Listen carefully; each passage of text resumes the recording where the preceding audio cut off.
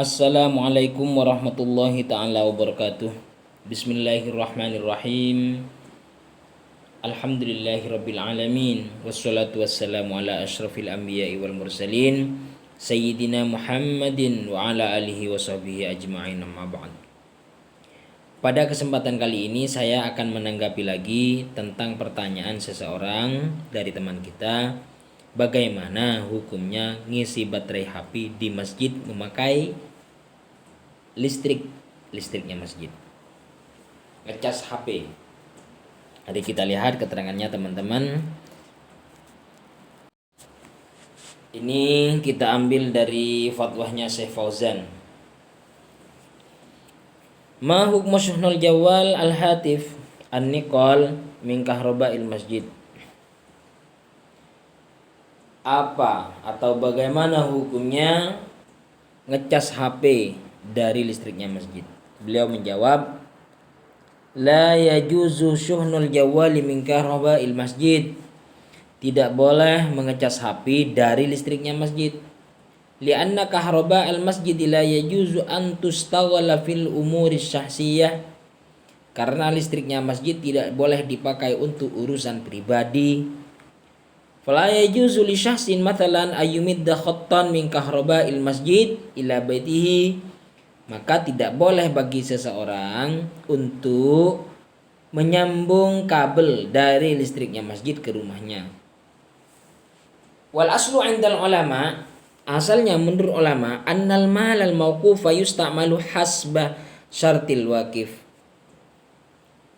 Menurut ulama, harta yang diwakafkan itu dipakai sesuai dengan syaratnya orang yang memberi wakaf. In kana hunaka syartun lahu, jika di sana orang yang mewakafkan itu memberikan syarat. Saya mewakafkan ini rumah untuk dipakai ini, Pak. Peruntukannya ya sesuai dengan syaratnya.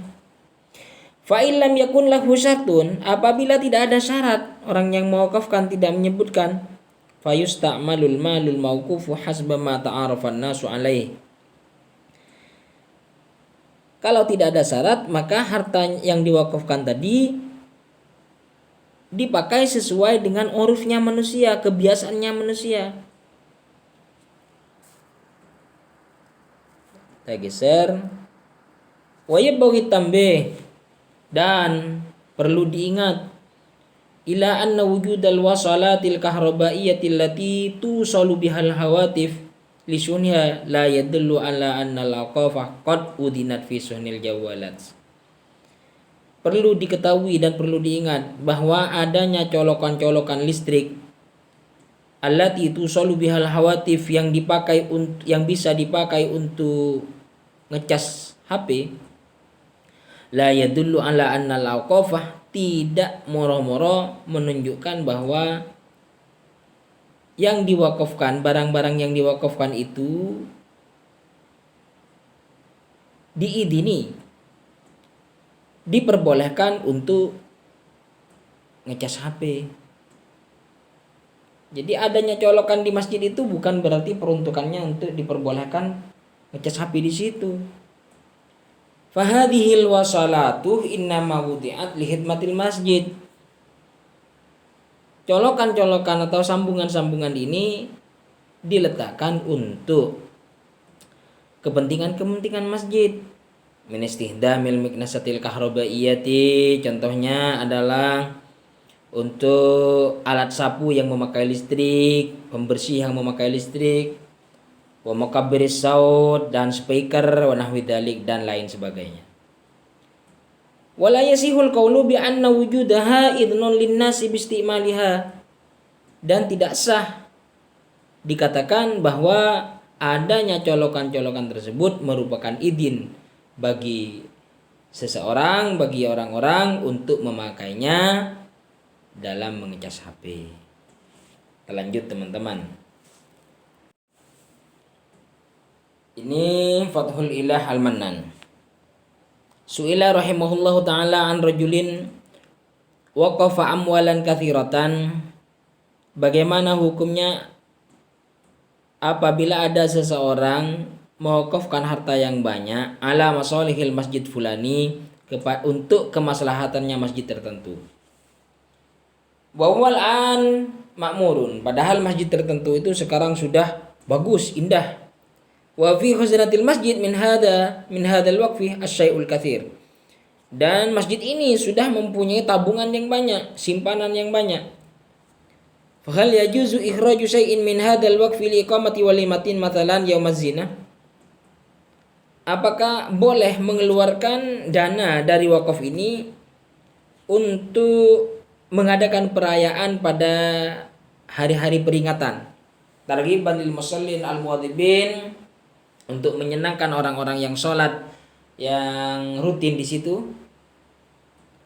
Fa ajabah, alhamdulillah, maka beliau menjawab, alhamdulillah, wallahu al muwaffiq lis-shawab. Allah lah yang menunjukkan kepada kebenaran. Al mauqufu ala masalihil masjid kama fi mas'alati su'al yajuzu sarfu fihi yajuzu sarfu fihi al bina'u wat tajsisu al muhkam. Barang yang diwakafkan untuk kemaslahatannya masjid seperti apa yang telah dijelaskan dalam pertanyaan, boleh dipergunakan untuk membangun, kemudian tembok yang kuat, wa fi ujratil qayyim, dan dalam ongkosnya orang yang merawat masjid, wal muallim, guru, wal imam, dan imam, wal hasrih, dan tikar, wad duhni, dan minyak. Wa kadza fi ma yurawwibul musallina min nahwi kahwatin wa buhurin. Dan juga boleh ditasarrufkan untuk sesuatu yang bisa menyenangkan kepada orang-orang yang sholat. Min nahwi kahwatin, buat kopi, wa bukhurin, dan wangi-wangian. Yuqaddamu min dalikal aham fal aham. Di dalam tasarruf itu mendahulukan yang lebih penting, kemudian yang lebih penting. Mana yang lebih penting dulu? Wa alaihi fayajuzu sarfu fil mas'alati su'al lima dzakarahu sa'il. Maka dengan dasar ini, maka boleh untuk mempergunakan dana-dana yang telah lebih tersebut sesuai dengan pertanyaan yang ditanyakan. Idza fadilah an imaratihi, apabila sudah lebih dari meramaikan masjid, menghias masjid. Walam yakun thamma ma huwa ahamma minhu minal masalih. Dan di sana sudah tidak ada yang lebih penting daripada mengadakan perayaan tadi. Kalau masih ada yang lebih penting, ya dilaksanakan yang lebih penting. Kita lanjut teman-teman. Ini kitab Risalatul Amajid Sahifah 29. Aqulu wa fuhima mimma dzukira naqlu nahwil mukabbir lis-sawatil masjid wa istimaluhu li ghairi dzalikal masjid ghairu jaiz. Dapat diketahui dari keterangan tersebut bahwa memindah speakernya masjid dan dipakai untuk lainnya masjid itu tidak boleh. Allahumma illa anishtarahu nadhir biqasdi ijarihi.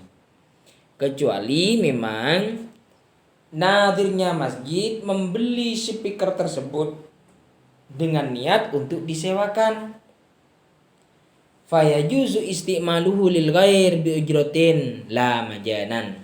Maka boleh memakai speaker masjid tersebut dengan memakai ongkos, tidak gratis. Nah, tidak gratis.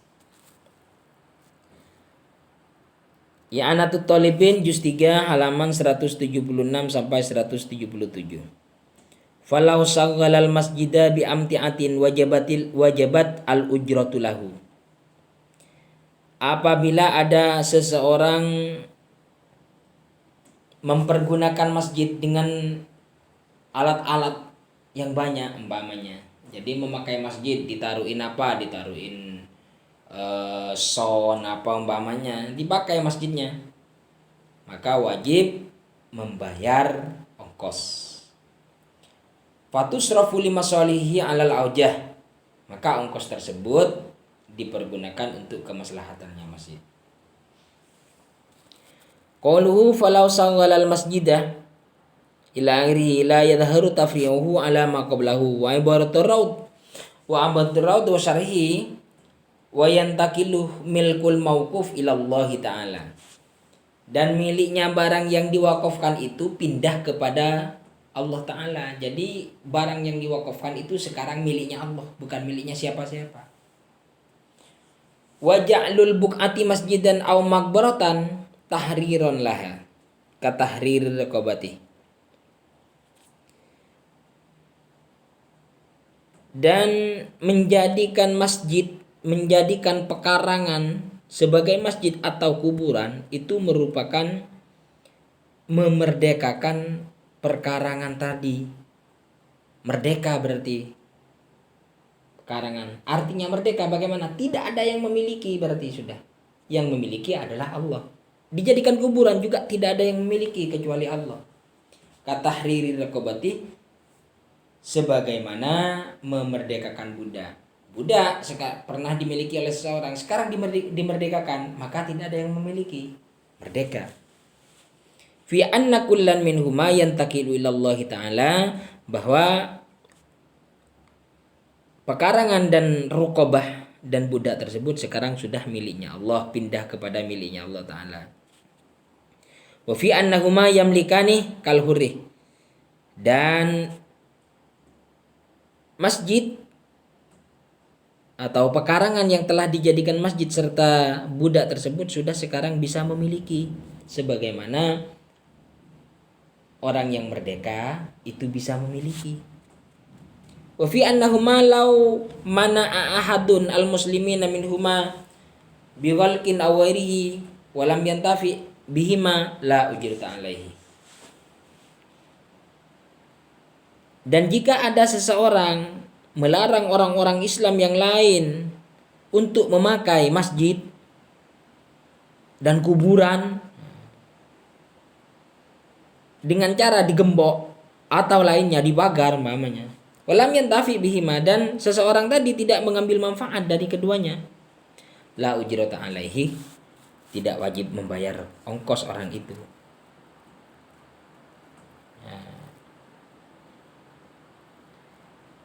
Dah, ini cukup sebenarnya sudah, bahwa kesimpulannya adalah